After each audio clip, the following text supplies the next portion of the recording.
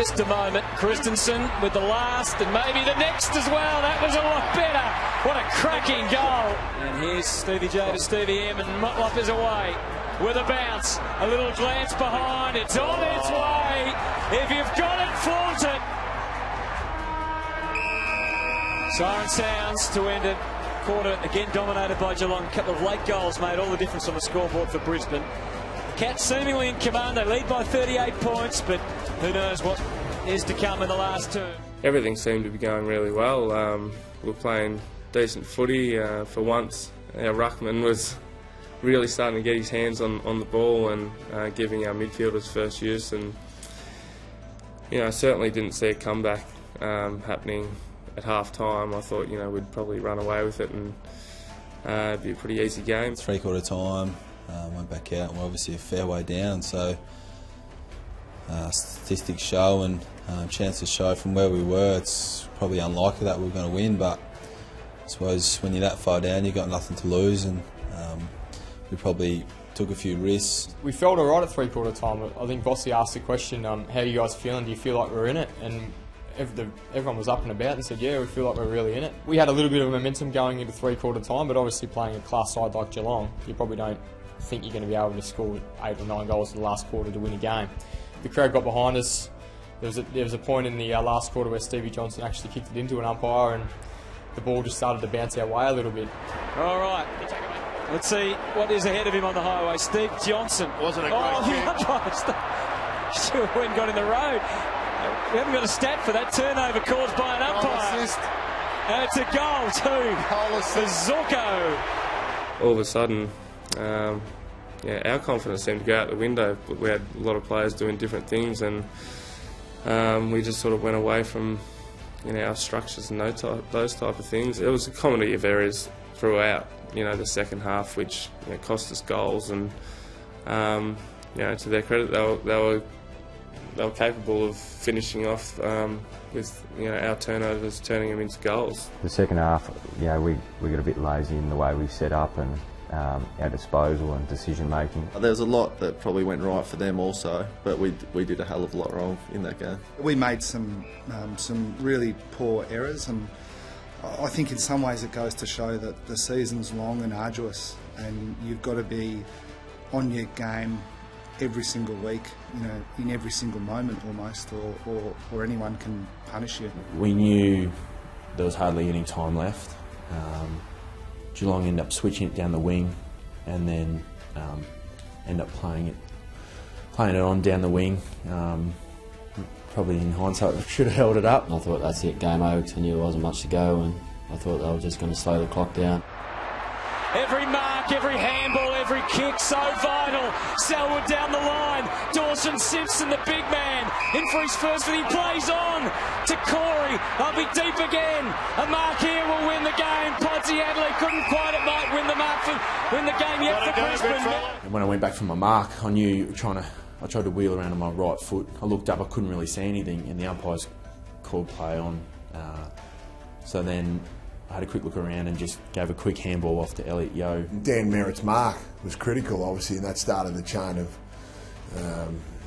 started the ball moving chain, and the boys just moved it really quickly. They had a good awareness of, obviously, how long there was to go. We were just screaming out, run, kick, just get it on the boot, get it going forward, and I think it went to young Yowie, and he dished off to Blackie, and you wouldn't want the ball in anyone else's hands apart from Simon Black.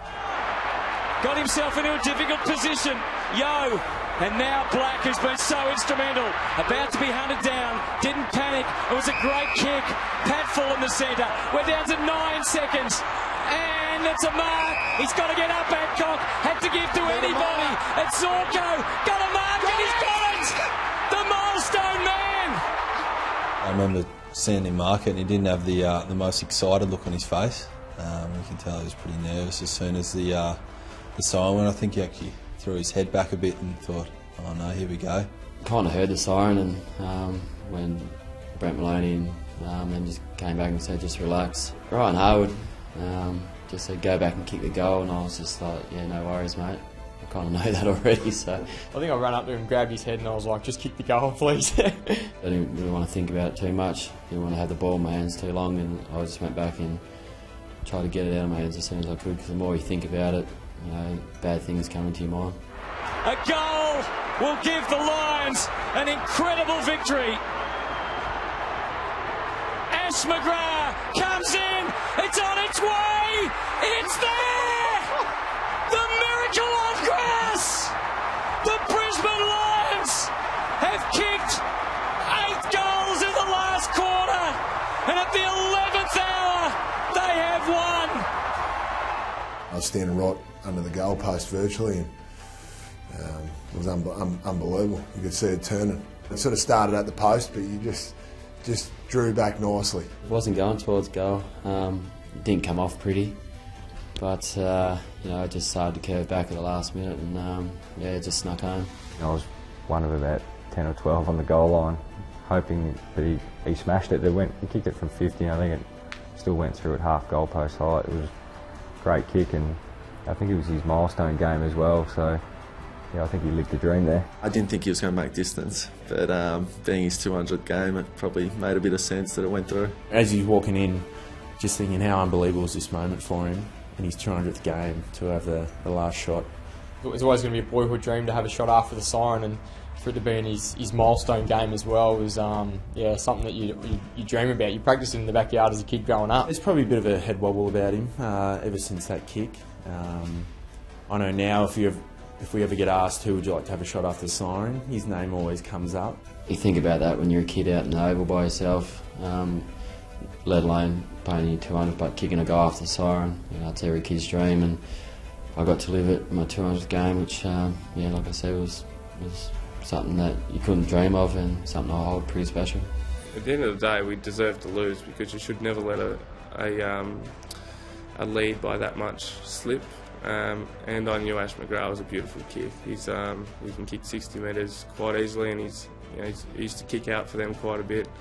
I thought he'd kick it, and he did. They kept coming, and they played really well. Yeah, that was one of the darker days that I've had on the footy field.